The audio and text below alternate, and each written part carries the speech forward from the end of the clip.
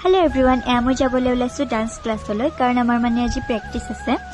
হোলিৰ কিবা এটা প্ৰগ্ৰাম আছে আমাৰ তো তাই আজি প্ৰেক্টিছ আছে আৰু আমি ওলালো আৰু আহি পালো ডান্স ক্লাছ আৰু এফালে হেনৰিকা বা আৰু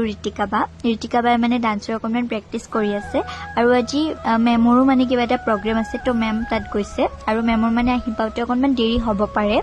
তো ঋতিকা বাই আমাক প্ৰেক্টিছ কৰাব মেম আহি পোৱালৈকে আৰু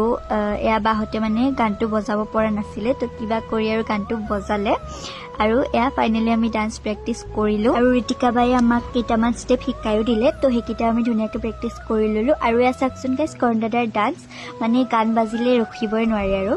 আৰু তাৰ পাছতে মেমো আহি পালে তো আমি গোটেইবোৰে ধুনীয়াকৈ প্ৰেক্টিছ কৰিলো